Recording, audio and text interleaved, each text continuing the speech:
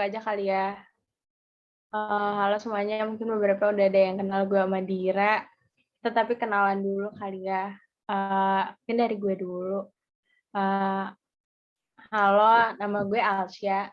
Mungkin sekedar fun fact aja biar ini nggak deg-degan banget. Itu BTW nama satu site nggak sebaik itu kok. Nanti semoga bisa cepet dan efektif dan efisien deh gitu. Jadi kalau dari gue sendiri, fun fact-nya aja, gue sama Dira sama-sama punya kucing dan suka kucing banget. Terus sama-sama juga sama Dira, gue suka sepeda. Terus sekedar fun fact juga, gue dari SD tuh cita-citanya pengen jadi presiden. Gitu. Mungkin next year. Halo semua, aku Dira, TI 19. Terus sama fun fact-nya kayak Alsya, aku punya kucing juga, tapi cuma satu. Aku juga suka naik sepeda, sama aku suka Taylor Swift. Kalau kalian mau tahu tentang aku lebih lanjut, follow aja IG aku ya di PPT.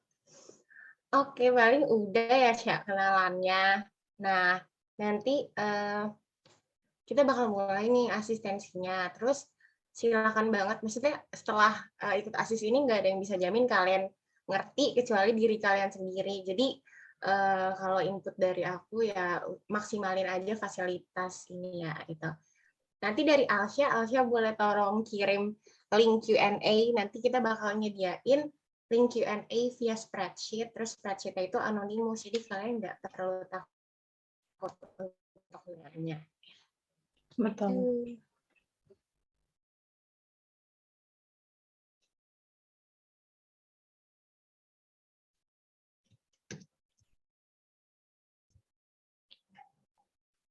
Oke, mungkin kalian juga udah pada tahu ya kalau bab yang ada di Alin itu kalau sampai UTS tuh babnya 1 sampai 5 gitu. Ini yang udah aku taruh sama Dira.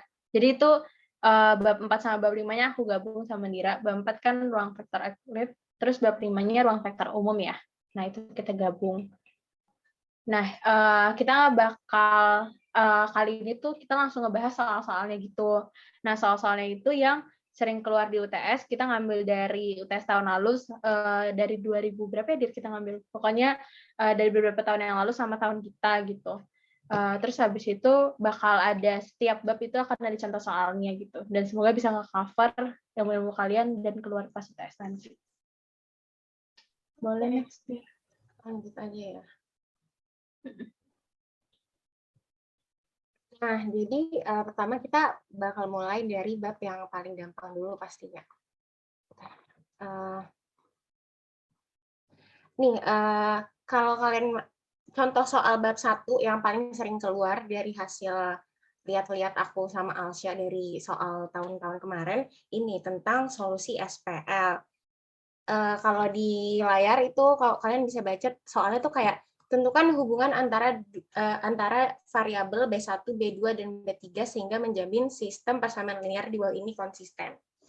Nah, terus kenapa tadi aku bilang solusi SPL? Kalau kalian ingat, jenis solusi SPL itu kan ada 3 secara umum. Pertama, 0 solusi atau tidak punya solusi, 1 solusi, dan tak hingga banyaknya solusi. Nah, SPL yang tidak punya solusi itu dikatakan tak konsisten. Sedangkan SPL yang punya solusi dikatakan konsisten. Ini kalau misalnya kalian lihat di sebelah sini, kalau contoh yang 0 solusi itu kayak gini. Gimana maksudnya? Nanti kan kayak biasanya tuh bentuk augmented matrix itu kan gini kan, X, Y, Z. Sini itu hasilnya gitu lah ya. Nah, kalau misalnya dia 0 solusi, ini bawahnya itu bakal 0 semua.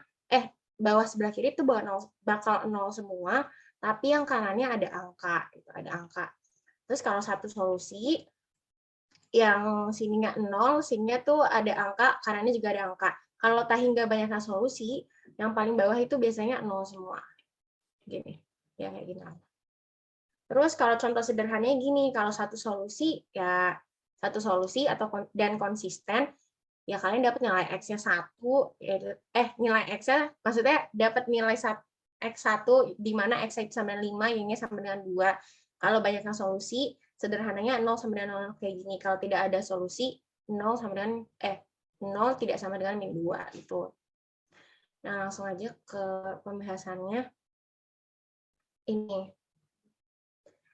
Tadi kan soalnya kalian diminta gimana, bagaimana, apa hubungan antara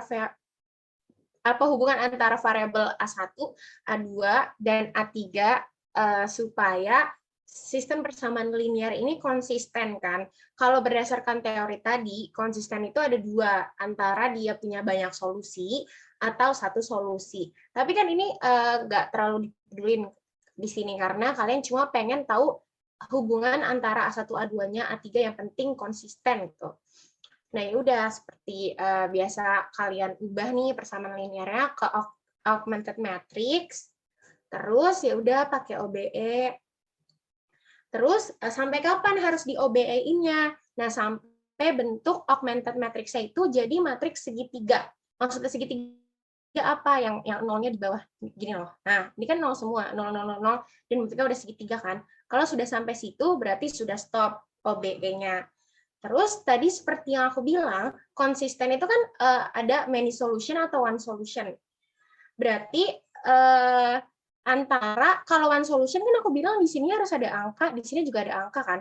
Sedangkan yang hasil dari sini udah nggak memungkinkan dong one solution karena di sini jelas-jelas sudah 0 gitu. Yang memungkinkan berarti cuma si many solution, di mana many solution itu 0 0 0 kayak gini. Berarti karena ini udah sama dong bentuknya dengan yang aku contohin tadi, tinggal yang ruas kanan yang belum sama dengan 0. Makanya di sini A1 plus A2 min A3-nya aku buat sama dengan 0, biar dia memenuhi bentuk dari many solution. Terus ya udah aku di sini aku sama denganin adalah A1-nya. Jadi dapat nih A1 sama dengan A3 min A2. Ya udah karena udah ketahuan tuh hubungan antara A1 A3 min A2, kalian berarti udah dapat jawabannya di mana A1 di sini sama dengan A3 min A2, A2 sama dengan A2 sama dengan A2 dan A3 sama dengan A3. Itu hubungannya seperti itu hubungan A1, A2, A3 agar sistem persamaan linearnya konsisten. Oke, gitu.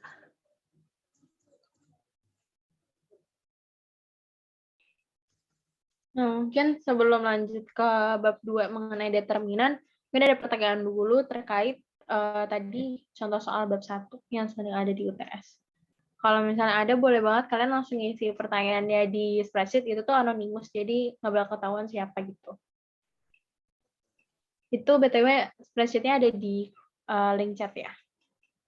Sebenarnya kalau mau nanya kayak bisa tips and trick UTS juga nggak apa-apa sih. Ya. Iya, betul. Atau kayak gimana harus latihan apa aja biar gampang UTS-nya juga nggak apa-apa. Walaupun aku sama Dira, kalau Alin kebetulan nggak dapet offline ya, Dira? Ya, paling yang offline gue kuis sih. Pernah offline. Kalau UTS belum pernah.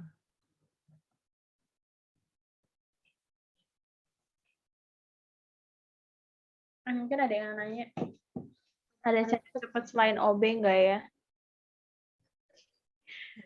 Kalau untuk cara cepat selain OB, sebenarnya OB itu key-nya Alin nggak sih? Kayak apapun yang ada di soal Alin, pasti rata-rata di-OB-in dulu gitu. Nah, mungkin aku sama Dira bisa ngasih tipsnya tuh ada kalkulator online aja gitu. Tapi caranya tetap pakai OB gitu. Tapi kan kalau OB kan kita harus nulis-nulis dulu, terus takut ada yang tiba-tiba salah, terus kan ngaruh ya. Kalau misalnya salah tuh ke belakangnya gimana. Nah, aku sama Dira tuh ada kalkulator online lewat Excel sama lewat Google. Nah, itu tuh kalian sebenarnya gini, kan kita tahu ya, Alin tuh pasti esai gitu soalnya. Cuman ini biar kalian pastiin gitu loh, kayak nanti pas kalian OB, apakah nanti hasil udah benar, nah ini bisa nih dicek dulu, baru nanti kan OB-in gitu. Mungkin dari gue ya, Dir. Ntar sambil nunggu, ada lagi nggak yang nanya itu deh? Iya, paling sama dari aku juga pakai. Tapi kan kalian offline ya ujiannya, jadi kayaknya nggak bisa nggak? Oh iya. Iya, Oh jadi iya, nggak benar-benar. bisa. Tapi ada beberapa yang online ya tadi katanya? Oh, nggak tahu. Ada yang online? Kalau yang online? Kalau lagi OB, ada pertanyaan, Cak. Kalau lagi OB, suka ada beberapa cara. Nah, nanti kalau di UTS dibebasin pakai cara yang mana nggak, Kak? Atau nanti ditentuin? Apa tadi? Kalau OBE suka ada beberapa cara. Nanti kalau di UTS dibebasin pakai cara yang mana? Atau nanti ditentuin sama dosennya? Jenis OB emang ada apa aja? Maksudnya Sorry Kak, maksud aku tuh bukan jenis OBD, misalnya kayak kita kan lagi ngerjain soal, kan kalau misalnya nama pas Alin kan kayak dikasih tahu pakai cara satu ini, nanti ada cara ini, kalau misalnya ada soal kan biasanya ada beberapa cara. Nah nanti tuh kalau misalkan pas pengerjaan tuh kita dibebasin nggak pakai teknik cara yang mana, oh atau ya, nanti ditentuin. Kayak ngerti. apakah harus pakai menggunakan hukum ini atau cara ini gitu. Mungkin Dir, lo kalau mau ngomong, jawab dulu. Kalau gue sejauh ini bebas, tapi biasanya yang kalau ditentuin cara itu di kuis sama di latihan kan, kayak misalnya determinan harus pakai ekspansi kofaktor, nggak boleh pakai matriks segitiga. Kalau di UTS sih gue belum pernah ya disuruh pakai cara tertentu. Biasanya langsung kayak soalnya soal UTS itu cenderung kompleks itu, jadi lebih nyari kayak yang penting lu dapat variabel K-nya apa segala macam. Belum pernah sih yang disuruh kayak pakai cara spesifik, cuma ya bisa jadi keluar di kalian, jadi mungkin lebih teliti aja. Kalau misalnya disuruh pakai cara tertentu pun biasanya ada di soalnya kayak gunakan cara ini gitu sih kalau dari gue. Nah kalau dari gue juga gitu sih. Kalau gue lebih bebas banget, kayak kuis, latihan, sama UTS, UAS itu tuh kayak nggak ada requirement dari dosen gue. Dosen gue betulnya Pak Edi. Itu nggak ada requirement harus pakai cara apa gitu. Jadi kayak as long kalian dapet jawabannya, ya nggak apa-apa aja gitu. Nah, biasanya juga sama kayak Dira, kalau misalnya pun ada requirement harus pakai cara tertentu, itu tuh biasanya kayak gini nih, yang soal determinan ya, menggunakan aturan Cramer gitu. Berarti ya kalian nggak boleh pakai cara, ini kan nyari X, Y, Z ya, berarti bisa pakai yang cara SMA itu loh, yang kalian nyari X, Y, Z secara SPL itu. Nah, berarti kalau aturan Cramer, berarti kalian harus pakai matriks gitu. Nah, gitu sih. Oke, thank you Kak. Oke. Mungkin juga ada yang nanya lagi, ada yang nanya tips and trick buat OB itu ada nggak ya? Kalau dari gue sendiri sih, tips and trick OB, kan OB tuh orang-orang beda ya, ngevariabelin gitu loh. Misalnya kayak ada yang pakai angka Romawinya atau apa. Nah, itu tuh gue kayak senyamannya kalian gitu loh, mau pakai kayak cara apa sih OB ini gitu. Asalkan kalian ngerti gimana cara nulisnya. Terus kalau tips and trick-nya, kata gue, kalian kan banyak latihan itu kan banyak bersinggung sama OB ya. Nah, itu tuh bener-bener buat latihan si OB ini tuh sering dilakuin gitu loh. Karena dengan kalian sering ngelakuin latihan OB itu, pas di UTS gitu dengan waktu singkat mungkin, kayak bakal terbiasa gitu loh, ini OB nih gitu-gitu. Asalkan pelan-pelan sih kalau kata gue. Soalnya kan OB tuh kuncinya di hati-hatinya itu ya, karena bakal ngaruh gitu loh kalau lo salah di awal. Kalau dari Dira ada tips and trick nggak? Oh ya, gue sama kayak Alsya sih. Terlebih gue tuh orangnya kurang teliti. Jadi kayak yang Alsya bilang, gue pasti naruh kayak gimana cara gue dapet ini. Makanya ini gue nulis R1 ditukar sama R3, R2 plus 1. Sama gue ikutin pola cara di buku Alin gitu loh. Yang kayak, ini gue tuh selalu ngerjain dari kiri. Kayak yang satu harus beres dulu, satu bawahnya 0, baru gue beresin yang kanan, baru yang kanannya lagi. Karena kalau gue acak adul gue nggak bisa. Jadi gue pasti ngerjainnya yang kolom kiri rapi, baru kolom kanan rapi, baru kolom kanan lagi rapi. Gitu sih kalau gue. Sama kayak Alsya tadi, sering-sering latihan juga. Gitu. Mungkin sambil nunggu pertanyaan juga, ini gue share screen yang kalkulator online itu ya. Tapi ini kalau misalnya online aja ya berarti. Kalau misalnya offline, sorry banget jadinya nggak bisa. Tapi ya lumayan lah buat kalian nanti latihan-latihan. Bisa ketahuan. Kayak jadi dimulai dengan dari Google dulu. Namanya tuh matrix ratios. Kalian bisa search aja. Nah, jadi tuh dia tuh ngejadiin banyak gitu. Ada Gauss-Jordan, Cramer's rule, ada inverse, ada determinan juga, gitu-gitu. Nah, kalian cuma tinggal nulis N kali M-nya gitu, berapa, terus habis itu set matrix kan. Nah, itu tuh bisa langsung isi. Misalnya ya, itu dia juga nyediain prosesnya gitu loh.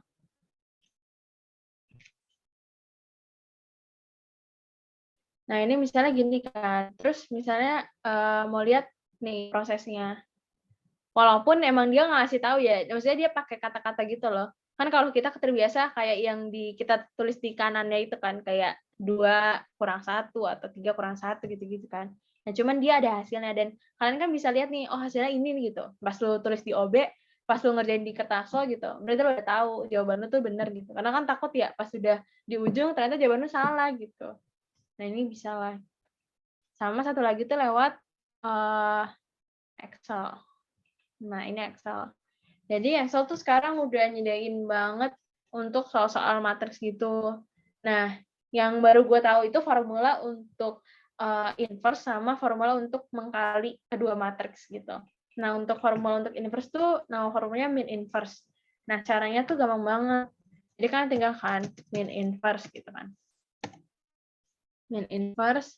Terus habis itu ini matriks yang kalian pengen inverse kan. Terus udah deh search jadi gitu. Nah, kalau yang kali itu tuh namanya emal.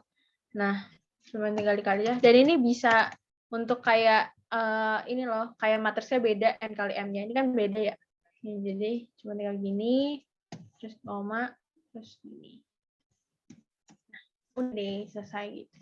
Jadi untuk Excel pasti ada juga sih kayaknya yang lain-lain gitu. Kalian bisa cari aja formula kayak gimana. Cuman gue mau kasih tahu ada 2 software ini nih yang menunjang kalian dalam pengerjaan Alin. Gitu. Oke, udah gitu sih.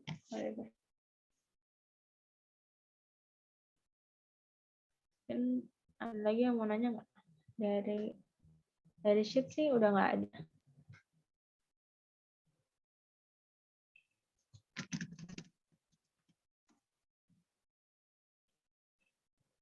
Oke, kita sambil nunggu nanti kalau ada yang mau nanya lagi tinggal ketik di sheet aja ya. Gue jelasin dulu yang bab 2 yaitu determinan. Nah, determinan tuh sebenarnya soal-soal yang keluar di UTS tuh random ya. Maksudnya ada yang nanya determinannya aja tapi matriksnya banyak gitu, N kali M-nya banyak, atau ada yang habis di determinan diapain gitu, atau sebelum di determinan misalnya di inverse dulu baru determinan. Alin tuh kan kayak gitu ya, kayak mereka tuh Alin tuh nggak pernah kayak kalkulus yang kayak soalnya tuh dibikin soal cerita gitu-gitu. Soalnya tuh kalau Alin tuh jelas sebenarnya yang diminta apa, cuman panjang banget prosesnya gitu. Sementara waktu kalian dikit. Nah, itu kesusahan kalian nanti menurut gue sih. Nah, ini gue ngasih tahu salah satu contohnya Kramer. Kramer ini kan lumayan panjang ya prosesnya karena nyari X sama Y sama Z, terus nyari determinannya dulu. Nah, ini juga kalau gue kasih tahu contohnya, ini kan ada satu SPL ya. Boleh next, Dir. Nah, cara pengerjaannya itu yang pertama kan kita harus nyari si D-nya dulu. Karena kan Kramer itu rumusnya si determinan DX dibagi D, determinan DY bagi D, gitu-gitu kan. Nah, kalau si D ini tuh gimana cara nyarinya? Kan kita udah ada K ya. K itu yang tadi 412 yang paling pojok kanan. Nah, cara nyari matriks D-nya itu kita cuma pakai X, Y, Z-nya aja gitu. Nah, di sini gue nyari determinan untuk D-nya itu pakai cofactor.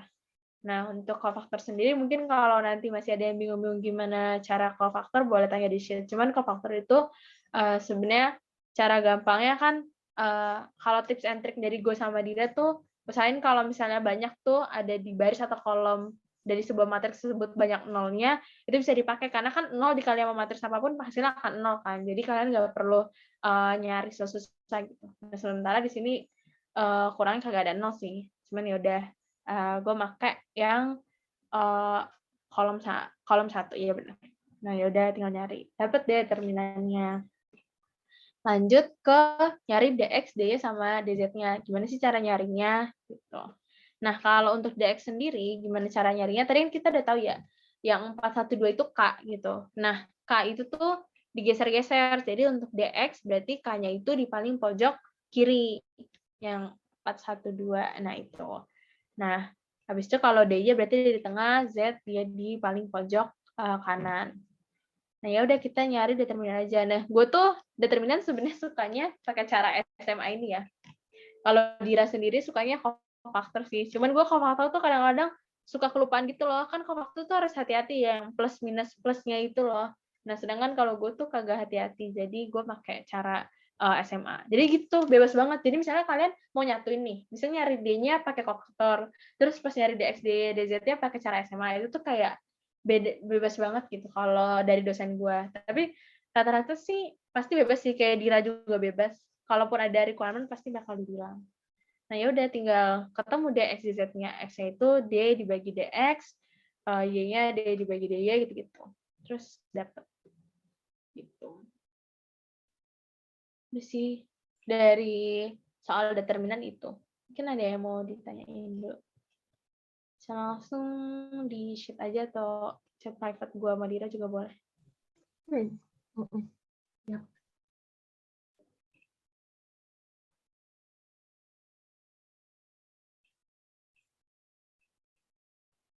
Coba bilang aja kalau misal dari gua sama Dira kecepatan atau butuh dijelasin ulang. Oh ya, BTW kan di sini kita nyampeinnya cuma satu soal. Tapi aku udah ngirim tuh ke grup kan yang contoh kumpulan soal. Jadi kalau misalnya kalian merasa butuh latihan atau kayak referensi UTS tahun kemarin-kemarin itu gimana, itu bisa dilihat dari aku kasih. Halo Kak. Ada yang nanya sih ya?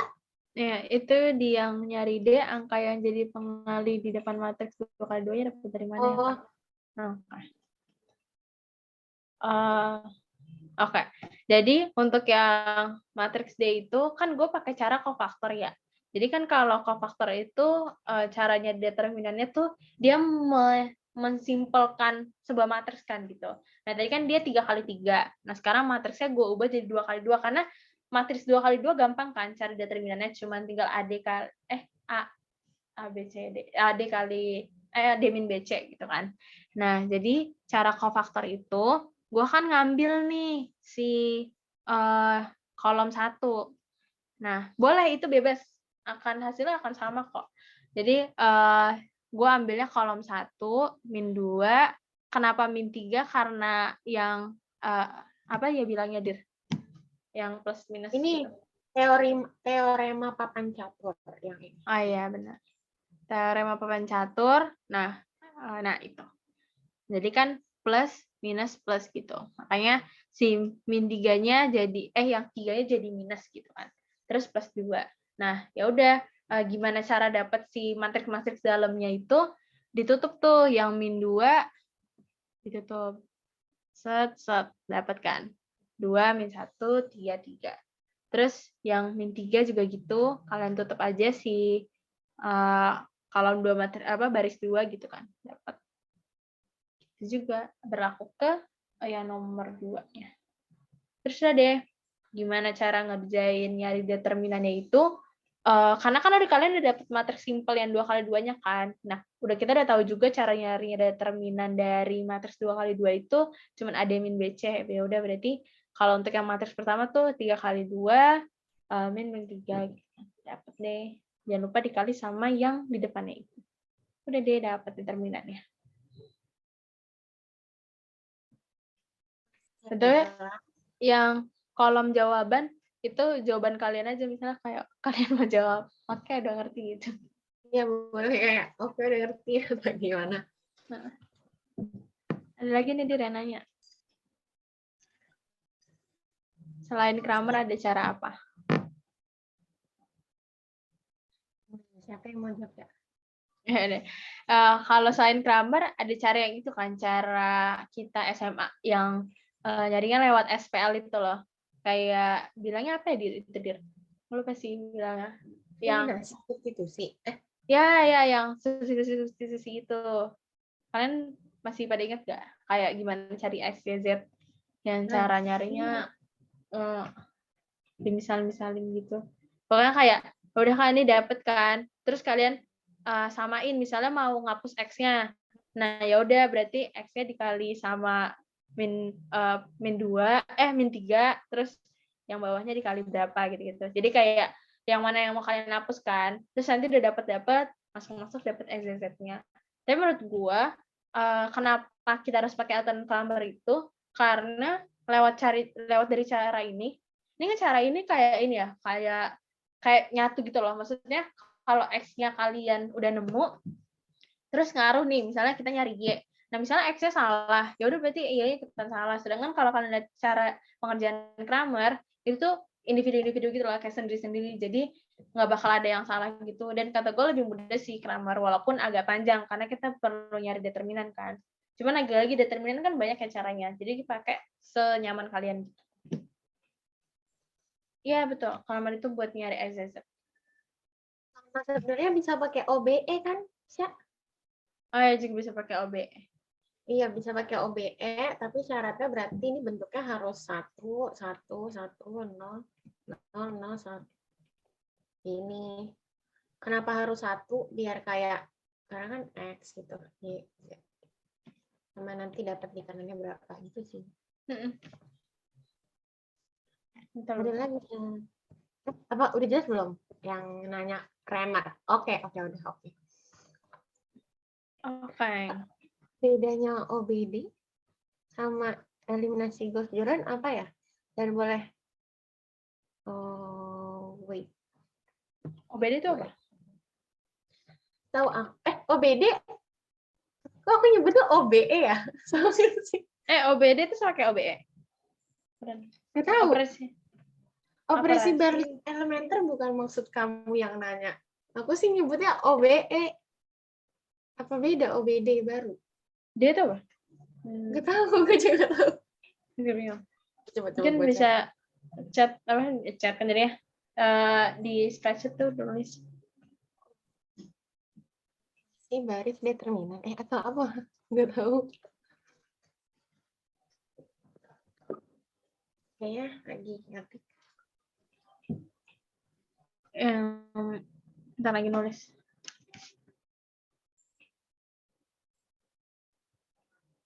OBD.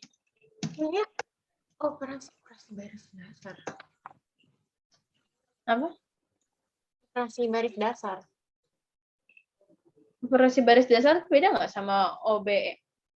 Sama nggak sama? Gue lagi nyari. Soalnya jujur aku juga baru tahu nih dari gue Aladin kemarin OBE sih yang OB-OB-an. Sama nggak yang kayak gimana cara? Oh bentar, mulai nyari operasi baris dasar. Oh sama sih Dir, sama. OBD sama OBE. Apakah beda ya? Beda sama eliminasi Gauss Jordan. Apa tuh bedanya?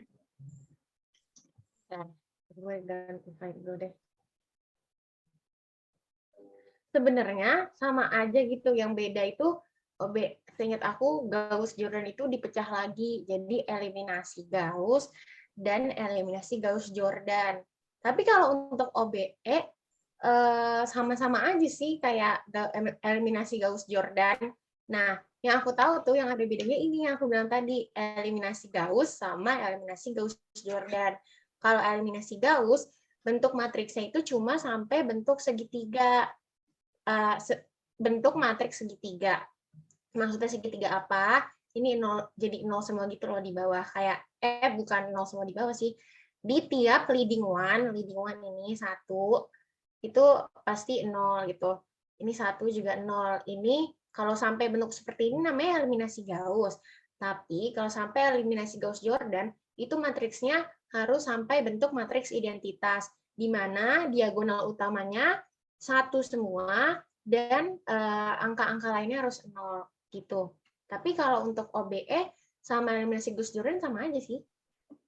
Iya. Terus dia minta jelasin langkahnya ya. Mungkin bisa pakai contoh soal. Supaya gue cari yang gampangan contoh soalnya.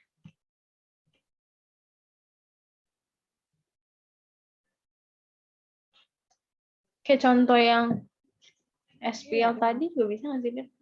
Tapi itu susah. Nih, ada yang bergantung linear kayaknya lebih gampang kita. Nih. Ya.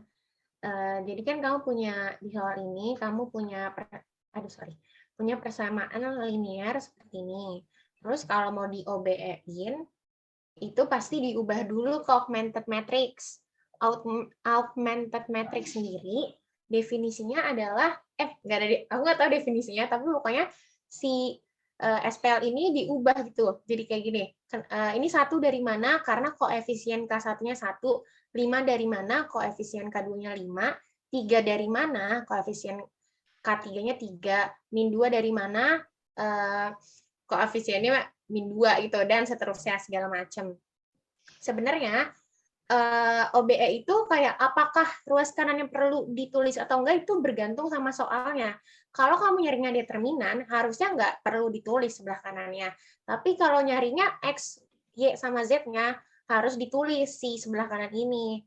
Karena kalau nggak ditulis percuma gitu. Tapi kalau determinan atau nggak perlu untuk nyari X, Y, sama Z, ya nggak perlu ditulis sebenarnya.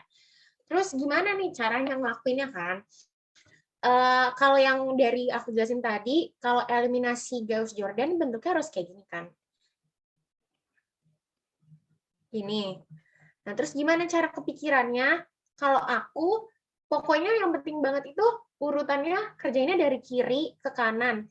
Jadi make sure yang baris atas itu jumlahnya harus yang baris atas angkanya harus 1 dulu, terus ngenolin baris 2, ngenolin baris 3. Kalau udah beres, baru si baris keduanya ini dibuat leading one, terus baris atasnya dibuat 0, baris bawah dibuat 0, baru pindah lagi ke 3, yang baris ketiga dijadiin leading one, terus atasnya sisanya harus 0 gitu.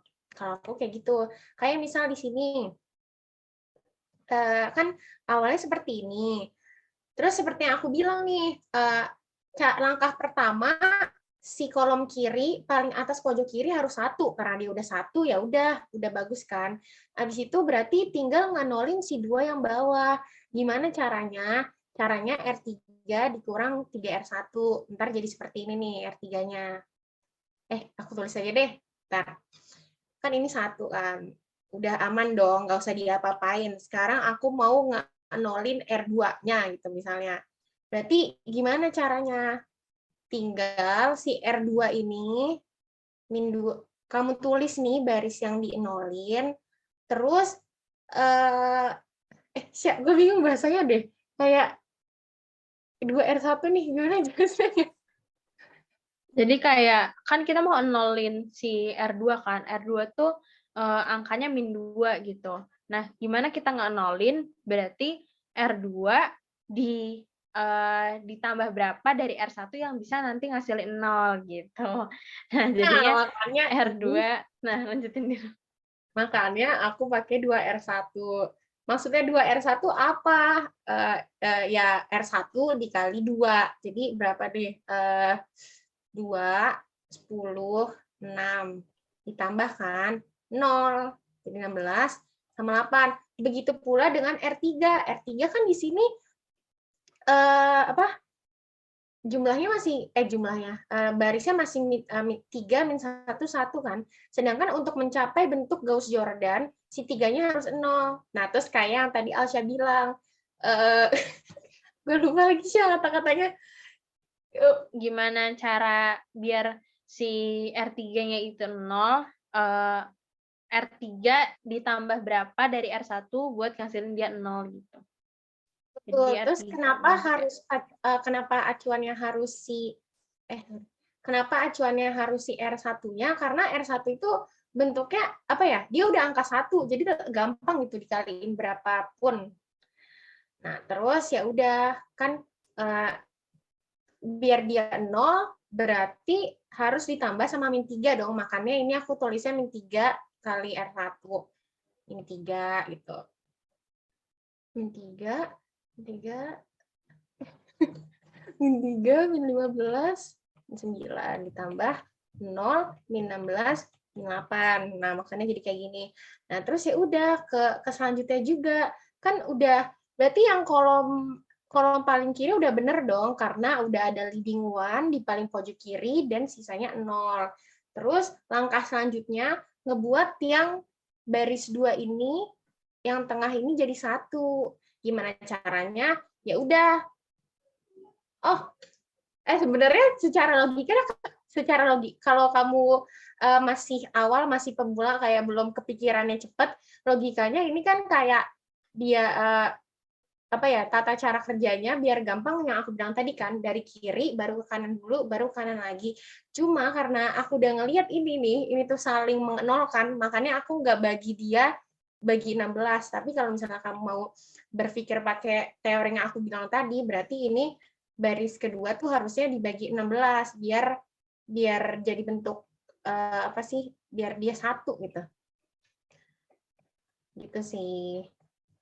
Cuma tadi kalau misalnya kamu nanya ada triknya OBFBA biar ngerjainnya cepat apa enggak, itu tergantung kalian udah biasa apa belum. Kalau udah biasa, kalau lihat kayak gini pasti langsung pikiran ini saling mengenolkan gitu.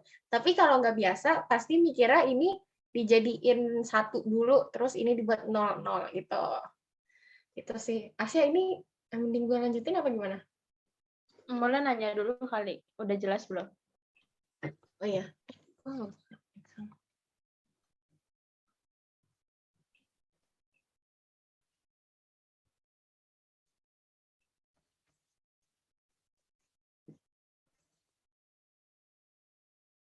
Sambil buka yang slide tadi aja kan, di slide kita. Ya, benar. Udah jelas. Makasih, Kak. Oke. Nah, kayak gitu aja guys. Maksudnya kalau ada yang bingung tuh boleh banget kita nanya. Soalnya ini tuh bukan 61 slide kok. Tenang aja. Ya, ini template kok. Iya, itu template soalnya. 61 slide itu template. Jadi kita sambil menjelajah aja soalnya. Next, Dir. Kita lanjut ke bab 3 ya berarti. Oke, bab selanjutnya adalah menurut aku ini bab tersusah. Itu vektor di R2 dan R3. Kenapa susah? Karena banyak banget jenis-jenis soalnya. Nah, terus gimana biar kalian bisa kerjain? Mungkin tadi aku bilang aku udah kirim di grup contoh-contoh soal, boleh dipelajarin dari situ. Sama kalau di buku aku tuh ini nih. Dicopot lagi. Pokoknya ini Howard Anton edisi 8. Terus contoh soal terkait vektor yang sering keluar itu di buku yang edisi 8 di subbab 3.5 namanya. Bentar aku lihat. Nama subbabnya itu, kalau yang di edisi aku, garis dan bidang pada ruang berdimensi 3. Pokoknya kalau kalian udah ngerjain itu harusnya bisa-bisa aja sih ngerjain soal UTS terkait vektor di R2 dan R3, karena soal itu udah kayak mengcover semua jenis soal-soal vektor yang berkemungkinan untuk keluar di UTS. Begini. Nah, ini justru soalnya menurut aku cukup simpel dibanding soal vektor yang lain sih. Tapi sering juga keluar yang nyari segitiga. Soalnya diketahui 4 buah titik di R3, yaitu P min 1,2,0, Q 21 min 3, R 101, S 3 min 23. Ditanya, hitung luas segitiga yang dibentuk oleh 3 titik P, Q, dan R. Dan soal yang B itu, apakah keempat titik P, Q, R, dan S berada pada bidang yang sama? Gitu. Nah, ini refresh teori dulu. Jadi kalau disuruh nyari luas segitiga, itu berkaitan sama luas paralelogram. Di mana paralelogram itu luasnya sama dengan panjang dari cross product dua vektor. Nah, kalau luas segitiga sendiri, dia adalah setengah dari luas paralelogram. Berarti rumusnya setengah dari panjang cross product dua vektor. Gitu. Nah, terus cross product itu rumusnya ini. Kayak gini. Nanti turunannya bakal kelihatan di contoh soal. Nah, kayak gini. Gimana cara jawabnya? Jadi perlu diketahui, kan tadi kamu punya 4 titik kan, tapi ditanyanya hanya luas segitiga P, Q, dan R. Berarti pedulinya hanya ke 3 titik tersebut dong. Nah, terus seperti yang udah aku bilang, luas segitiga itu adalah setengah dari luas paralelogram. Di mana luas paralelogram sendiri adalah panjang dari cross product dua vektor. Nah, concern-nya adalah di sini kalian punya titik, bukan vektor. Maka langkah pertamanya adalah mencari kedua vektor tersebut. Nah, di sini kalian, seperti yang kalian tahu, vektor itu punya titik awal sama punya titik akhir kan. Nah, makanya di sini kalian bebas tentuin titik awal dan titik akhir dari vektornya. Tapi pada jawaban yang tertera di layar, aku nentuin titik awal vektornya adalah P. Maka titik Q dan R akan jadi titik akhir. Maka nantinya vektor yang dihasilkan akan berupa vektor PR dan PQ. Ya udah, terus kemudian kamu tinggal cari deh vektor PQ dan PR-nya. Caranya gimana? Caranya titik akhir dikurang titik awal. Berarti kalau titik PQ, kalau vektor PQ, berarti Q kurang P. Kalau vektor PR, berarti R kurang P. Makanya seperti ini. Jadi akhirnya kamu dapat DPQ, vektor PQ adalah 1, min 1, min 3. Vektor PR adalah 0, min 2, dan 1. Nah, terus kan kamu udah punya kedua vektornya. Selanjutnya, berarti harus di cross product-in kedua vektor tersebut. Kenapa harus di cross product-in? Karena ini. Karena kan tadi luas paralelogram itu kan seperti ini. Sedangkan luas segitiga berkaitan dengan luas paralelogram. Makanya harus di cross product. Ya udah. Gimana cara nge-cross product? Itu kamu taruh huruf IJK di baris paling pertama. Terus vektor-vektor yang kamu punya di baris selanjutnya. Kalau di sini aku nulisnya PQ di baris 2, PR di baris ketiga. Nah, pertanyaannya, apakah ngaruh urutan peletakan vektor-vektornya? Ngaruh ke tanda hasil cross product-nya. Misal nih, ini kan aku naruh PQ di baris kedua, PR di baris ketiga. Hasilnya ternyata ketika di cross product-in itu min 7, min 1, min 2. Nah, kalau aku tuker jadi PR yang di baris kedua dan PQ yang di baris ketiga, nanti hasil vektornya akan 7,1,2. Beda di tanda. Kenapa beda tanda? Ini tuh bersesuaian dengan aturan reduksi baris pada determinan. Yang kalau kita nuker baris, maka determinannya harus dikali min 1. Karena basically konsep cross product itu sama kayak kalau nyari determinan pakai ekspansi kofaktor.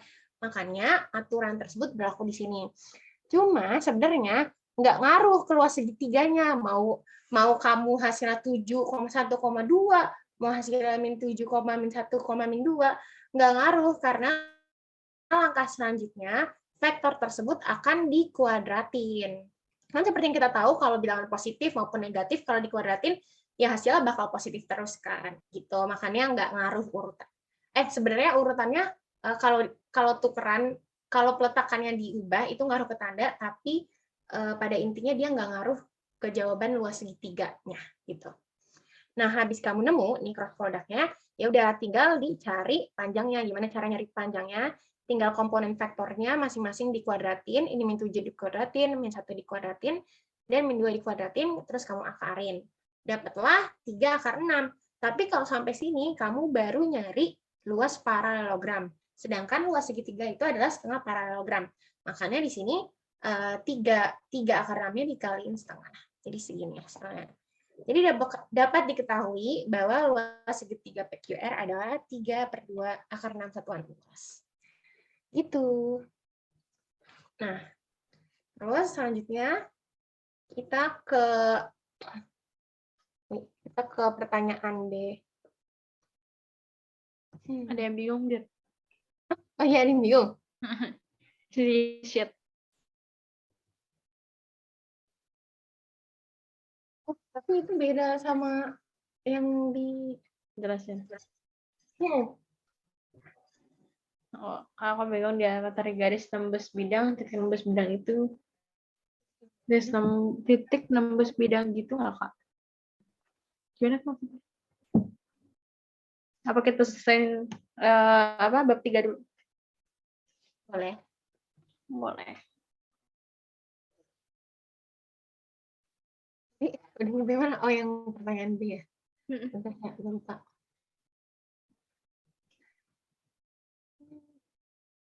Nah, terus ini lanjut ke pertanyaan yang kedua, apakah keempat titik P, Q, R, dan S berada pada bidang yang sama? Nah, sebenarnya yang teori kiri ini nggak terlalu penting. Cuma itu kayak asal-usul aja kenapa rumus persamaan bidang bisa seperti, mana ya rumusnya? Lah, terus ya, gue mabuk. Mana sih rumusnya? Lu nggak nulis nggak sih? Oh, nggak jadi. Iya, pokoknya ini sebenarnya, oh ya udah deh, kasih tahu aja. Pokoknya pertanyaannya apakah keempat titik PQRS dan PQR dan S berada pada bidang yang sama kan? Nah, ini sebelum jawab, kalian harus tahu dulu kalau cross product itu hasil dari cross product antara dua vektor akan menghasilkan vektor baru yang tegak lurus atau ortogonal terhadap kedua vektor tersebut. Maka dari soal yang tadi kita ketahui bahwa oh ya, dari A kan kita udah tahu jelas-jelas PQR itu pada bidang yang sama kan, karena dia bentuk segitiga. Nah, jadi terus apabila PQ di-cross sama PR, maka berarti dia akan menghasilkan garis normal atau garis yang tegak lurus dari bidang PQR itu sendiri. Kamu butuh tahu definisi garis normal. Garis normal itu adalah kemiringan suatu bidang yang dapat kita jadikan sebagai garis acuan dalam membentuk bidang tersebut. Tapi itu nggak penting, cuma pengetahuan sekilas aja. Terus, ini info penting juga, suatu vektor atau garis dapat dikatakan berada dalam satu bidang jika tegak lurus dengan garis normalnya. Nah, untuk menentukan tegak lurus dua vektor, sedangkan untuk menentukan tegak lurus dua vektor itu harus digunakan sifat dot product.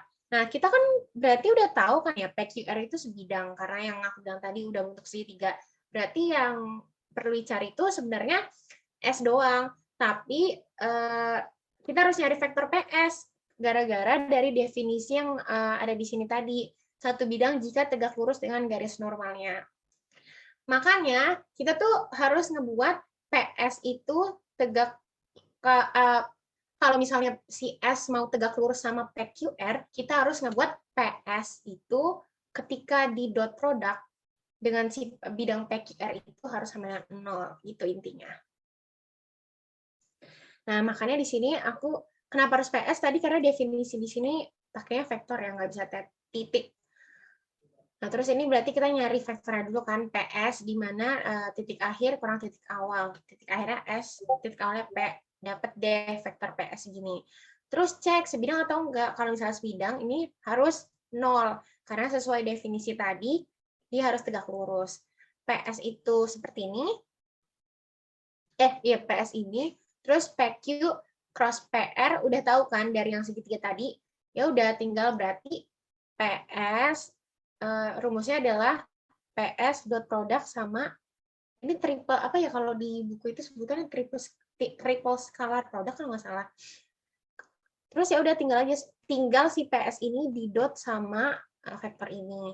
Gimana kalau dot product kan tinggal ini kali ini kali ini sama ini kali ini kan. Makanya ini tinggal 2 kali 7 min 4 kali 1 3 kali min 2 didapetin ketika di dot product ternyata enggak 0. Malah min 16. Karena enggak 0, berarti enggak tegak lurus kan? Karena cosnya enggak 90 derajat. Berarti P, Q, dan R, dan S itu titik P, Q, R, dan S tidak sebidang. Karena ketika di dot product hasilnya min 16. Gitu. Nah, ini gue lagi. Iya, lu naruhnya 3 nggak sih? Mau gue dulu? Itu gue ada yang di bawahnya. Oh, ada. Yang titik-titik sebidang. Boleh. Ya, lu dulu. Oke. Mungkin sebelum lanjut, ada yang mau nanya dulu nggak? Yang berkaitan sama apa yang tadi udah dijelasin dulu deh, biar kayak apa karena tadi ada yang kemis gitu. Vektor nih soalnya salah satu bab Alin yang suka diapa-apain gitu. Terus habis itu sekali dia apa-apain tuh panjang gitu prosesnya, terus susah gitu. Gue sama Dira termasuk orang yang sama-sama tidak suka bab vektor BTW. Ya udah mungkin sejauh ini kayaknya dari sheet nggak ada nanya sih. Nanti kalau misalnya ada yang mau nanya, ntar kita baca sheet lagi. Kita lanjut ke soal faktor selanjutnya, yaitu ada nih soal-soal yang ditanya apakah titik-titik dari titik-titik ini tuh sebidang atau enggak gitu. Nah ini tuh lumayan sering juga keluar pas UTS gitu. Nah boleh langsung next aja deh gimana cara penyelesaiannya. Nah jadi cara nyari dia sebidang atau enggak itu dari determinannya lagi nih. Tapi sebelum determinan tuh ada satu lagi sih. Nah, cuman tadi yang gue bilang kan determinan tuh jarang sih sebenarnya soalnya kayak purely determinan gitu. Pasti ada digabung sama sesuatu. Nah, contohnya kayak soal ini. Jadi cara nyari nanti endingnya nih, kalau misalnya tahu tidak sebidang itu, kalau determinannya itu tidak sama dengan 0. Nah, gimana cara penyelesaiannya? Tadi kan kita udah dapat 4 titik ya, A, B, C, D gitu kan. Nah, kita nyari si coplanarity-nya dulu. Nah, coplanarity itu apa sih? Coplanarity itu kita jadi dapetin si dia diubah jadi IJK gitu. Jadi OA, OB, OC, OD, OA vektor, OB vektor gitu-gitu. Nah, gimana caranya? Cuma diubah aja sih, dia jadi IJK. Jadi kayak 7I, 5J, 2K, terus tadi J min 2K gitu-gitu aja tinggal diubah. Nah, selanjutnya kita ngapain gitu? Nah, selanjutnya kita nyari. Nah, kalau gue sendiri itu kan kita harus mengubah itu jadi matriks ya, karena ending goal-nya ingat ya, kita nyarinya dari determinannya, karena buat menentukan tadi yang sebidang atau tidak sebidang gitu. Nah, gimana cara membentuk matriks dari sebuah titik-titik tersebut? Nah, itu tuh caranya, jadi dapat nih AB, AC sama AD. Nah, dapat dari mana? AB tuh OB kurang OA. Nah, oh ya, disclaimer dulu, kenapa AB, AC, AD tuh sebenarnya tergantung kalian sih. Misalnya kalian maunya acuannya B gitu, BA, BC, BD gitu. Asalkan si awalnya tuh sama gitu. Karena kan yang dilihat tuh bukan hasil determinannya kan. Maksudnya yang dilihat hasil determinan, tapi hasil state determinan itu loh. Jadi maksudnya angka kalian beda-beda dari murid satu sama murid lain, nggak apa-apa, as long kalian nge-state gitu. Ini tuh sebidang atau nggak sebidang sih? Karena kan kalian tuh jawab soalnya. Nah, ini dapat kan AB, AC, AD. Gimana cara nyarinya? Misalnya AB, OB kurang OA. Nah, tadi kan dapat ya. Apa sedikit ya?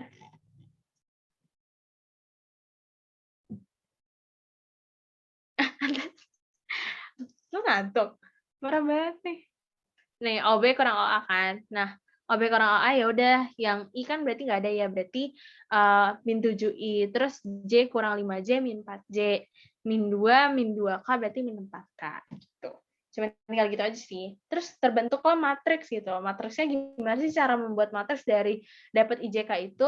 Ya udah kita susun aja jadinya min 7, min 4, min 4 ke kanan ya. Karena kan IJK ya, ingat ya. Dia bukan yang kayak kalau matriks itu kan biasanya kita naruhnya sekolom gitu kan. Tapi ini kan beda variabel, berarti IJK berarti dia ke kanan gitu. Min 7, min 4, min 4, min 6, min 4, min 5, 0, min 3, min 3. Nah, ini udah kelihatan banget dia determinannya nggak 0 gitu kan. Ya udah langsung tidak sebidang dia bilang. Udah sih kalau dari soal gue cuman segini. Mungkin sebelum ke soal Dira ada yang mau bertanya? Boleh lihat contoh soalnya, Kak, aku agak lupa yang nembus. Itu gue yang gue, aduh ya Allah. Tuh, Kak, kenapa buat nyari titik sebidang atau enggak harus dari titik vektor? Dari vektornya. Ini buat gue apa buat lu ya? Kenapa buat? Nih, gue mau ngomong dulu. Tadi kan soal gue juga nyari ada titik. Soal gue kan juga nyari tentang kesebidangan apa enggak gitu kan. Tapi dilihat, kalau kalian lihat ada dua cara nih. Kalau Alsya bisa pakai determinan.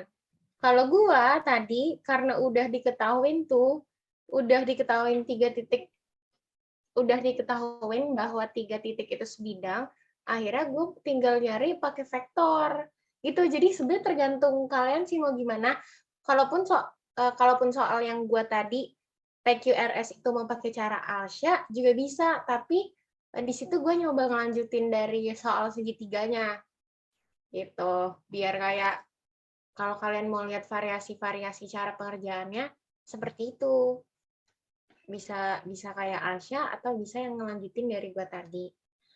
Gitu sih. Tapi berarti kalau misalnya kamu nanya harus dari vektornya atau enggak, Iya, gimana sih jawabnya? Kan ini tetap diubah jadi vektor nggak sih? Apa? Iya, bener kok. Langsung diubah jadi vektor gitu.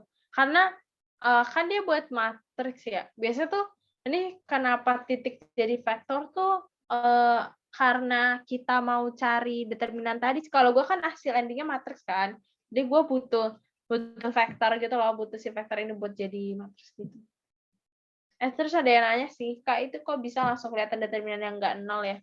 Nah sebenarnya itu ada perhitungannya sih, maksud gue itu gue langsung tulis aja cepet determinannya nggak nol gitu.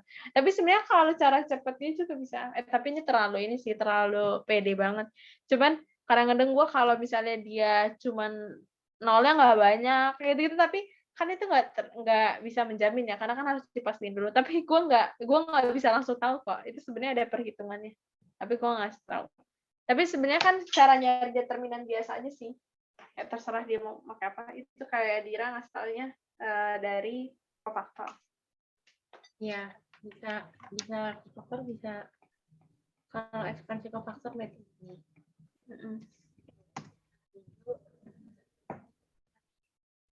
Ya, ini deh. Tadi min BC 12 min 15 berapa sih? 12.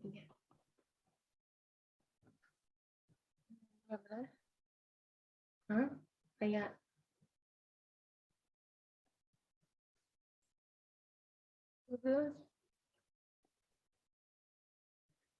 determinannya 21 kan, makanya dia tidak sama dengan 0.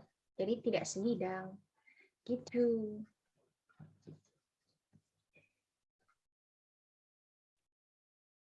Yang nanya di mana? Oh, yang tadi gue ditanyanya di itu via chat. Oke. Apakah sudah menjawab kenapa bisa tiba-tiba tidak Udah. sama? Jadi ya oke, thank you. Alright. Nanti lanjut juga lagi ya. Nah, ini ada soal jenis vektor, soal vektor jenis yang lain lagi. Soalnya tadi kayak yang Asya bilang banyak banget. Nah, jenis-jenis soal vektor itu sebenarnya. Kalau di sini soalnya cari sebuah persamaan untuk bidang yang melalui titik ini dan tegak lurus terhadap garis ini. Nah, refresh teori dulu. Ada persamaan standar dari suatu bidang yang dimana persamaannya itu seperti ini. Dimana ABC itu vektor normal and X0, Y0, Z0 itu suatu poin. Terus selain itu biasanya yang dipakai lagi adalah persamaan parametrik dari suatu garis yang bentuknya seperti ini. Kalau di soal-soal vektor itu penting sih, persamaan bidang sama persamaan parametrik suatu garis. Terus lanjut aja. Ya udah, kan tadi diketahuin kamu punya ditanya bahwa bidangnya itu harus melalui titik ini, tapi tegak lurus juga terhadap garis ini. Nah, itu yang tadi. Sebenarnya yang di kiri ini tuh nggak terlalu penting, tapi lebih ke kayak asal-usul aja kenapa rumus persamaan bidang bisa seperti ini. Jadi persamaan bidang bisa didefinisikan dengan misal kamu punya poin Q, mana ya? Misalnya kamu punya poin Q, poin P yaitu X0, Y0, Z0 dan punya vektor normal yaitu ABC. Seperti yang kita tahu, bidang itu kan kumpulan dari titik-titik. Nah, ya udah kamu bayangin lagi satu titik sembarang yaitu Q dengan koordinat X, Y, Z. Nah, tapi untuk mendefinisikan suatu bidang, ada syarat yang berlaku di antara ketiga komponen yang aku sebutin tadi, antara PQ dan vektor N itu. Nah, kamu itu harus membuat sedemikian rupa supaya vektor dari P ke Q harus tegak lurus dengan V. Nah, kalau digambarin seperti ini, P ke Q harus tegak lurus dengan vektor N, yaitu normal. Maka lahirlah karena tadi harus tegak lurus, lahirlah bahwa N ketika di dot produk dengan PQ harus 0, karena tegak lurus kan. Nah, terus N itu kan tadi ABC, sedangkan PQ itu ya titik akhir dikurang titik awal. Makanya jadi ada persamaan seperti ini nih. Gitu sih. Terus ya udah, ini mah tinggal dikali-kali aja dapat persamaan bidang. Akhirnya dapat persamaan bidang seperti ini, persamaan standar itu asal-asalnya doang. Terus kalau cara jawab soalnya, kan kamu sudah punya titik min 2, 1, sama 7, di mana titik tersebut tuh berperan sebagai X0, Y0, dan Z0.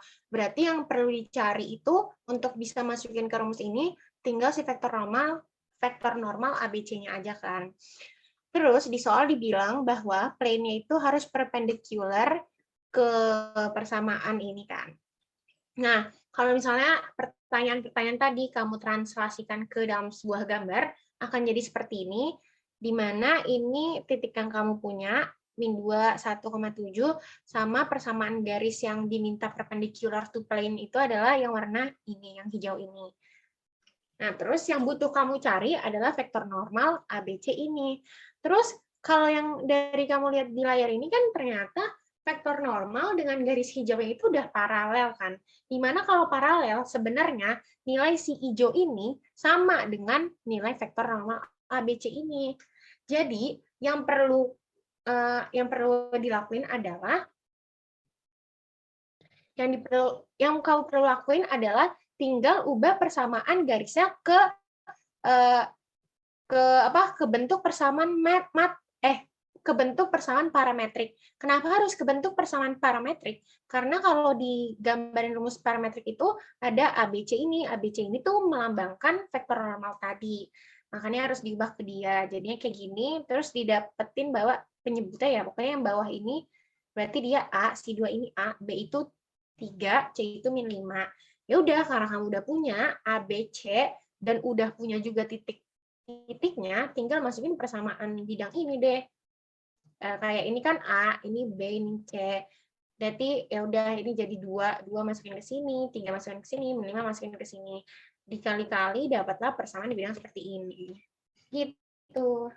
Nah, ini notes, aku tambahin notes. Emang susah untuk pikiran cara ngerjainnya gimana.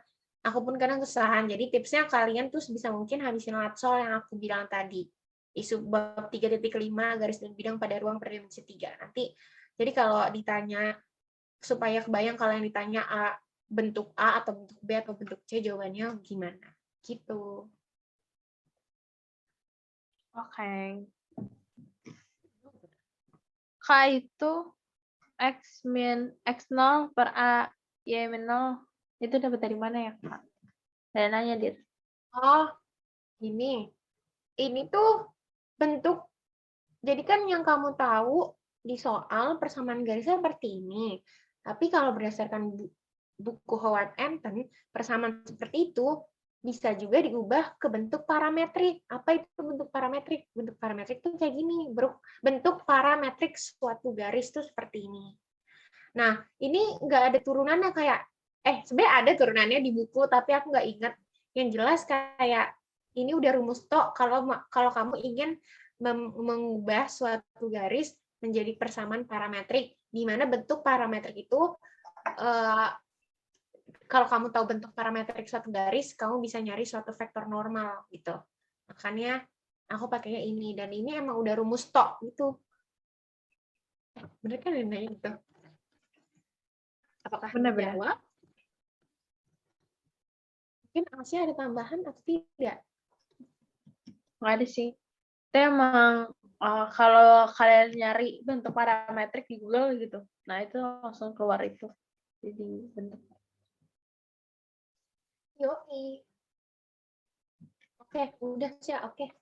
Oke, kita lanjut ke soal vektor terakhir, yaitu suka banget kan ini kalian lihat, carilah persamaan bidang melalui titik dan membuat garis potong. Terus ini tuh sebenarnya banyak nih soal-soal di sini. Kayak tadi tuh ada yang nanya sama aku sama Dida juga terkait soal yang kayak misalnya sejajar sama apa. tegak lurus sama apa. Itu kan soalnya sejenis-jenis ya, maksudnya dikasih titik, dikasih persamaan bidangnya, terus diapain gitu. Nah, cuman kalian harus hati-hati sama apa yang ditanya ya. Nah, untuk kali ini tuh aku ngasih tahu contoh carilah persamaan bidangnya yang ada garis potongnya. Boleh next ya. Nah, jadi ini prosesnya juga panjang juga. Nah, aku akan jelasin pelan-pelan, nanti mungkin kalian kalau bingung langsung nanya aja. Jadi pertama itu kita harus nyari vektor normalnya. Nah, cara nyari vektor normal itu, maksudnya kita harus nyari 3 titik gitu. Sementara kalau di soal kan cuma dikasih 1 titik ya. 1 titiknya yaitu 5, 4, sama min 3 gitu. Nah, kita harus nyari 2 titik lainnya supaya bisa nyari kayak nanti tuh endingnya jadi itulah yang matriks lagi. Sedangkan matriks kan kalau yang vektor tuh pasti related tuh yang kayak matriks 3x3-nya gitu kan. Berarti gue harus nyari 2 titik lainnya. Nah, yang pertama, gimana cara nyari titik yang pertama itu gue misalin X-nya 0, dapat gimana ya, Y sama Z-nya. Nah, dapat nih. Kan itu dimasukin aja ya sama persamaan yang tadi di soal gitu kan. Dapat Z-nya berapa, Y-nya berapa. Berarti ya udah titik B ketemu. Titik A maksudnya titik yang udah di soal ya, 5, 4, sama 3. Ya udah dapat. Terus nyari lagi nih kalau Z-nya 0 berapa ya gitu. Ini BTW bebas. Kalau misalnya lo mau, berarti tadi gue nyontoinnya tadi Y sama Z ya 0 ya. Kalau misalnya mau X-nya 0 gitu itu bebas. Jadi kayak selalu dapat 3 titik itu nggak apa-apa. Terus ya udah dapat juga kalau Z-nya 0 berarti X sama Y-nya berapa ya gitu kan, dapatkan 1, 1, 0. Nah ya udah ketemu nih 3 titik ini. Langkah kedua yaitu kamu cari two vektor gitu. Two vektor tuh gimana sih? Two vektor tuh ya udah gimana cara dapat tuh AB, AC sama AB, AC doang kan. Karena kan cuma ada 3 titik kan. Nah, ya udah gimana cara AB sama AC? Ini tuh B kurang A, C kurang A. BTW ini juga bebas. Misalnya kamu mau AC-nya tuh BA. Misalnya BA, BC itu juga bisa. Berarti ya udah BA berarti A kurang B, BC, C kurang B gitu. Asalkan tuh selalu sama gitu loh apa yang kamu bawa dari atas ke bawah. Nah, ya udah dapat nih. Terus di situ ada itu kan, ada apa sih? Penyebut ya, yang pertiganya. Nah, aku mau ngilangin itu. Jadi aku kali gitu. Ya udah dapat. Ketemu nih V1 sama V2-nya, dapat tuh vektorsnya. Nah, gimana sih lanjut caranya? Nah, kita terbentuklah sebuah matriks tadi IJK, dapat nih 5 min 15, 2 14 sama min 4 min 3 3. Langkah selanjutnya ngapain gitu. Next, Duridan.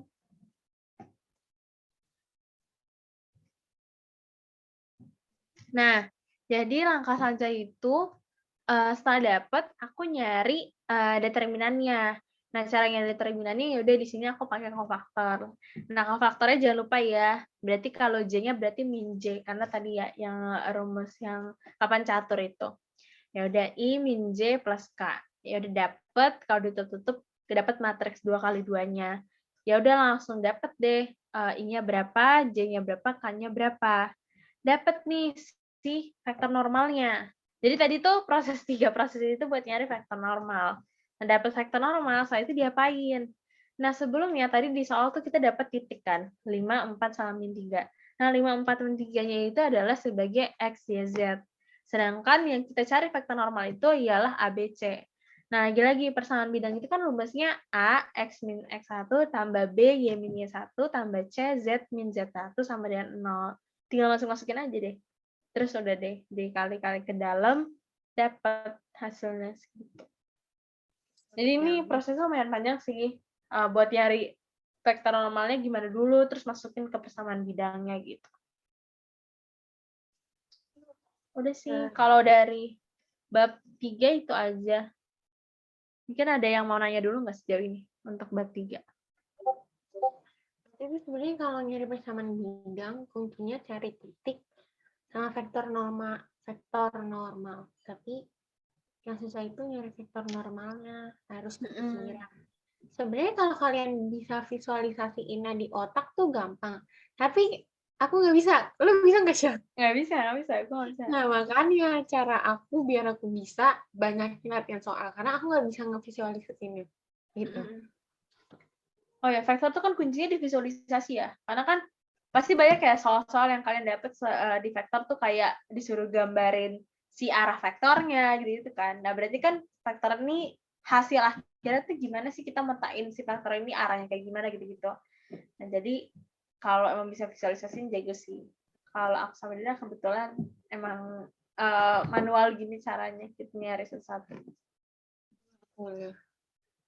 Sebenarnya kayak ya kayak step-step ini turunan dari visualisasi, tapi aku nggak bisa ya. Jadi aku hafalin aja kalau soal ini caranya gini gitu. Oke. Ada yang mau bertanya sebelum masuk ke bab 4? Nggak ada deh. Dari praktek chat gue sama di ship nggak ada. Oh, nggak ada. Ini nggak ada, nggak tahu nggak ada. Oke, berarti lanjut. Mungkin nanti kalau yang mau nanya habis Q&A bab 4. Bab 4 cuma ada satu soal sih. Nah, bab 4 kan ruang vektor Euclid.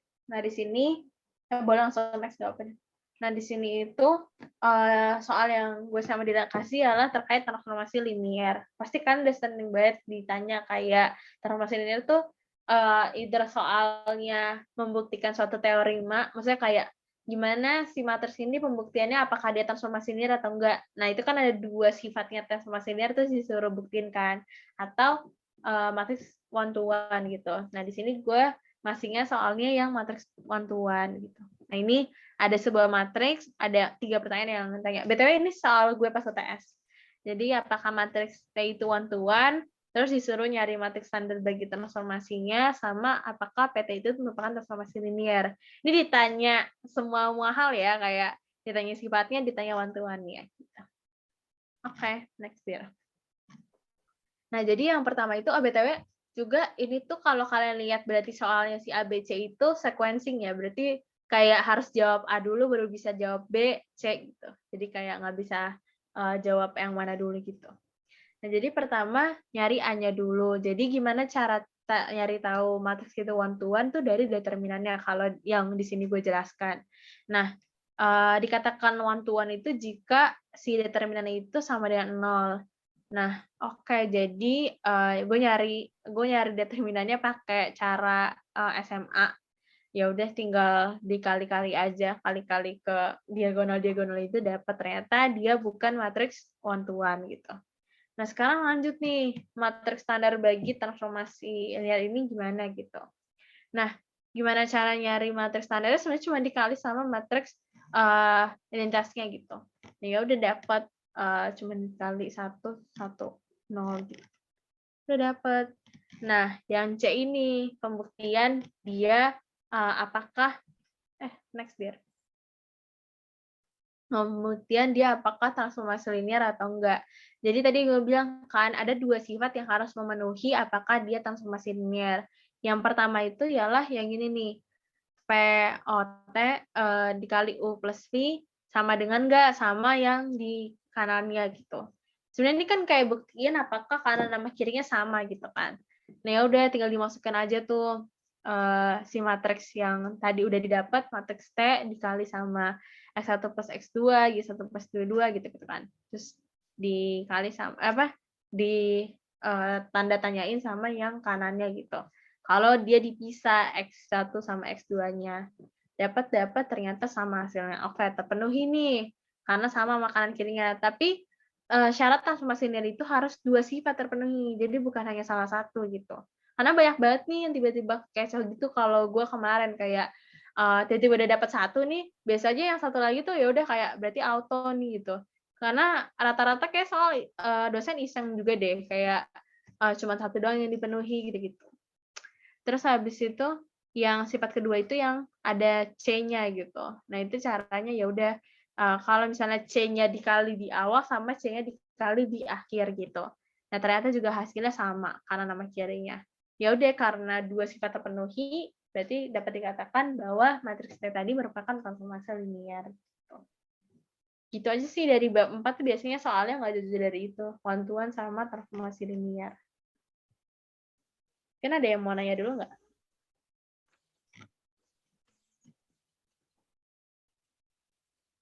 nih Kak, kalau one to one itu berarti linear dependent ya. Berarti bisa pakai determinan atau siapa? Iya ya, bisa pakai OB juga kok. Cuman kalau gue sendiri tuh kenapa determinan, karena jelas aja gitu loh, kayak ya udah berarti determinan itu harus sama dengan 0 kalau misalnya dia mau one to one gitu.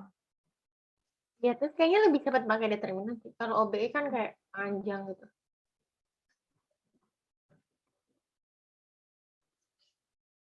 Oh, oke. Ini ada yang nanya sama gue pas di web chat. Jadi nanya istilah one to one sama standar itu apa? Terus materi standar sama basis tuh sama kah atau enggak gitu. Oke, jadi one to one itu tuh ini. Jadi kalau kalian sering dapat ini enggak kayak gue sekalian ilustrasi aja sih. Enak ya. Ini. Ya, lu mau share screen. Mm-mm.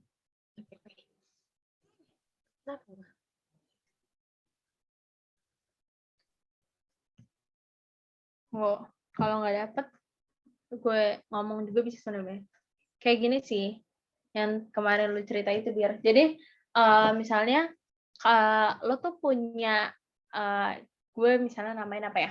Misalnya 2018, 2019 sama 2000, berarti kalian 2021, 2020 sama 2019 gitu kan. Ini punya 3 angkatan. Terus dapat nih dosen, Pak Adi, Pak A, Pak B, Pak C gitu kan. Nah, one to one itu di mana misalnya si 2018 itu dapatnya Pak A, 2020 dapatnya Pak B gitu. Jadi kayak satu angkatan dapat satu dosen, satu angkatan dapat satu dosen. Itu one to one. Tapi kalau dia bukan one to one, itu tuh si Pak A ini tuh bisa di apa sih namanya? Angkatan mana aja gitu loh. Nah, itu. Jadi kenapa harus ngecek itu, karena saat kalau misalnya kalian kalau kebayang ya, misalnya lo cuma punya Pak A doang nih. Berarti kan ya udah lo fungsinya nggak akan berubah karena fungsinya tetap gitu sih, fungsi kalian menggunakan Pak A gitu loh. Maksudnya dari job desk-nya juga nggak akan kebagi karena lo cuma yang dipegang gitu loh. Maksudnya kan pasti ada perbedaan ya treatment dari kalau misalnya dia one to one atau nggak one to one. Nah, itu harus dipastikan sih kalau dalam matriks karena pasti nanti si angkanya itu akan berubah fungsi gitu-gitu loh. Nah, makanya si one to one itu dicek, sering dicek. Terus matriks standar sama matriks basis sama atau enggak? Basis itu yang sama kayak identitas nggak sih, Dan? Iya. Oh, berarti matriks standar sama matriks basis sama. Standar, basis, sama identitas sama. Yang satu. Pokoknya kayak ngikutin 1, 0, 0. Jawab nggak? Kalau matriks standar, ini nggak sih, ininya aja. Tapi itu standar itu kalau secara teori, kalau dikali basis, kenapa namanya standar? Gimana ya biasanya? Oh, iya ya. Oh ya, gini-gini. Nah, matriks standar itu matriks yang biasa aja kan, dia maksud lo? iya, tapi kalau basis baru yang harus satu sama dia sama ke identitas. Nah, itu. Oh iya benar-benar. Jadi matriks standar itu ya udah matriks pada umumnya. Gue tuh belum nemu juga tuh kayak definisi tepatnya apa. Cuman kalau matriks standar itu matriks yang kayak ya udah kalau dia angkanya tuh setahu gue kayak yang ya udah angka di dalam matriks gitu loh. Kayak pokoknya matriks yang udah kalian ada di contoh soal yang tadi gue kasih dia itu matriks standar. Tapi kalau misalnya dia udah di 1, 1, 1, 0 yang kayak tadi gue udah ngasih tahu tuh, kayak ada 1, 1, 0-nya itu baru tuh matriks identitas sama matriks basis. Jadi kayak sama gitu loh. Nih, jadi matriks standar yang B-dir. Nah, matriks standar tuh hasil ini tuh udah dikatakan matriks standar. Gue kalau nyari di internet tuh sebenarnya belum nemu sih kayak definisi yang tepat. Cuma matriks standar tuh matriks ya matriks hasilnya gitu. Jadi kalau misalnya matriks identitas sama matriks basis baru yang sama, yang 1, 1, 0-nya kayak ini. Gitu.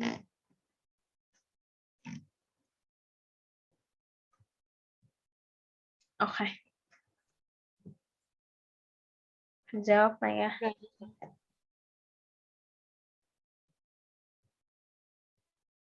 Oke, kalau dari sheet juga nggak ada yang nanya. Nanti lanjut aja kali ini. Alright. Bab terakhir ya. Ini bab terakhir, masuk ke ruang vektor umum. Biasanya sih ruang vektor umum tuh kan ngerank, nulitas, segala macam, kebebasan linear, kombinasi linear. Tapi kalau dari soal-soal yang aku lihat itu paling sering kebebasan linear. Cuma harusnya kalau kamu udah bisa kebebasan linear, bisa juga kombinasi linear. Karena urutannya harusnya kombinasi linear, baru kebebasan linear. Gitu. Itu sih, ini termasuk jauh lebih gampang dari bab 3. Gitu. Nah, jadi biasanya kayak gini nih. Tentukan nilai sedemikian sehingga V1, V2, V3, dan V4 bergantung linear. Tapi bedanya, susahnya di UTS, ini tuh ada K-nya gitu. Jadi kamu harus tentuin berapa nilai K-nya biar dia bergantung linear. Nah, terus pasti kita masuk ke teorinya dulu untuk refresh. Jadi kalau kebebasan linear itu, jadi gini, misalnya kamu punya variabel A, B, C. Ternyata C itu bisa diwakilin dengan A plus 2B. Sehingga kalau kamu dikasih persamaan seperti ini, sebenarnya bisa ditulis jadi 2A plus B min A plus 2B. Jadi kalau misalnya kayak ada salah satu dari variabel yang sebenarnya tuh bisa ditulis in terms of variabel lain, berarti namanya linearly dependent atau bergantung linear gitu. Tapi kalau misalnya kamu dikasih 3 variabel A, B, C, ternyata nggak bisa itu. Si C itu nggak bisa diwakilkan sama variabel lain, harus tetap ditulis in terms of C. Berarti disebut linearly independent atau bebas linear. Nah, tapi kalau berdasarkan teori buku, misal kamu punya himpunan S yang isinya V1, V2, V3 hingga R. Hingga VR ini nih. Kemudian sedemikian rupa kamu mau mengalihkan semua elemen V1 hingga VR dengan bilangan skalar K. Nih K gitu kan. Tapi kamu maunya walaupun si V1 hingga VR dikalikan dengan bilangan skalar, hasil dari ruas kanannya harus tetap sama dengan 0 gitu. Nah, kalau satu-satunya cara supaya ruas kanannya bernilai 0 itu, bilangan skalar K yang dikalikan ke elemen-elemen V harus bernilai 0, atau singkatnya nilai K1, K2 hingga KR-nya harus sama dengan 0, supaya bisa menghasilkan nilai 0 juga di ruas kanan, maka persamaan tersebut disebut linearly independent atau bebas linear. Terus solusinya, karena satu-satunya disebutnya solusi trivial gitu. Tapi kalau semisal kamu bisa ngaliin si V1 hingga VR dengan bilangan skalar tak 0, tapi tetap menghasilkan nilai 0 pada ruas kanan, misalnya kayak walaupun si V1 dikaliin K1-nya sama dengan 4, V2, K2-nya sama dengan 3, itu bisa tetap ngasilin 0 di sebelah sini, maka persamaan tersebut disebut linearly dependent atau tidak bebas linear atau bergantung linear. Dan karena solusinya banyak, disebut solusinya non-trivial. Nah, ini jawaban dari soal yang sebelumnya.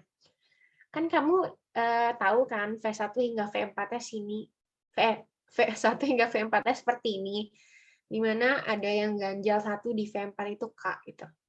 Terus pertanyaannya, tentukan nilai K agar dia bergantung linear.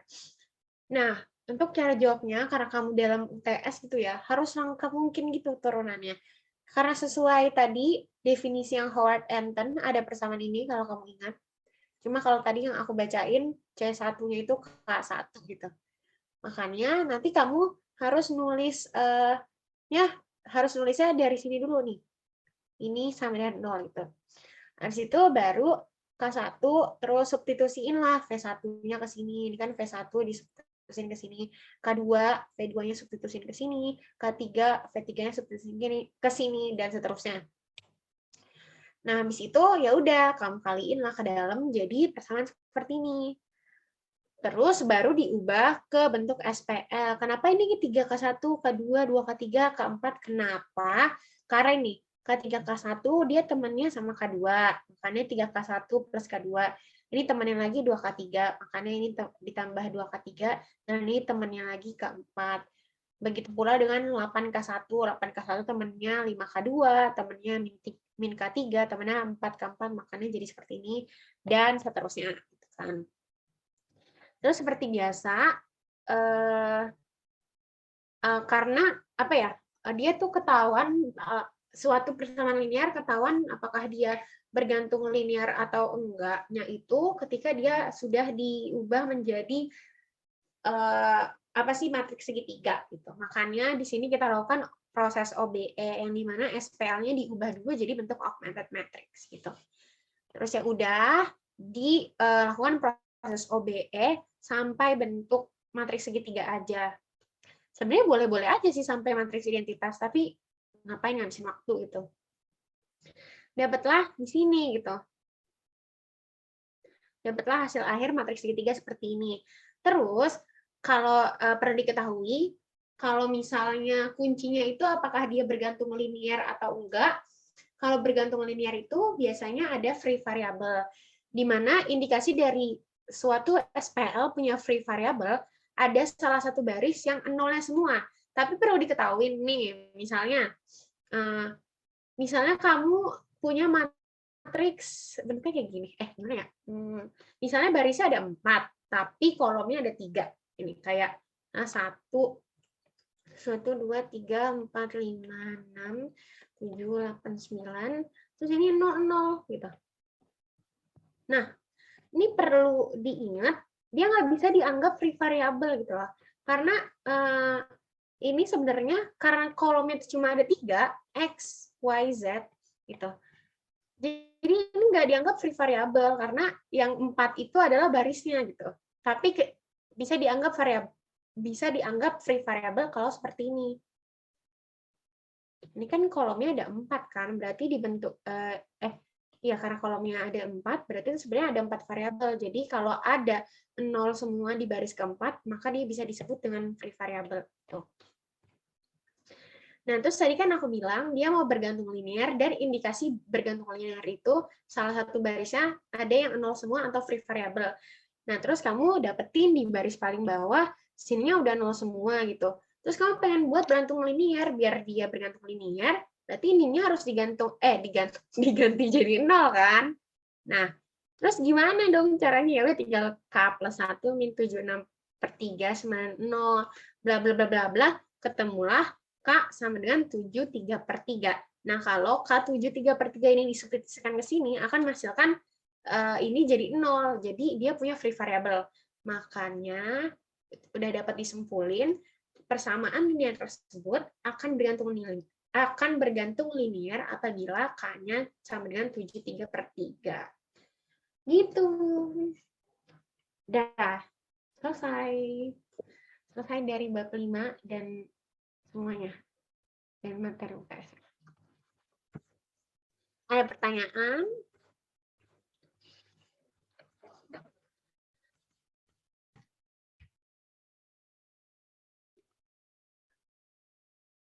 Oh, PT-nya dibagi nggak, Edith? Gue nggak tahu sih. Dari bos kita belum tahu sih. Nanti kalau dibagi, nanti pasti dikasih tahu ke Austin deh. Dari Alvin, nanti Alvin kabarin. Oke, nanti Alvin kabarin.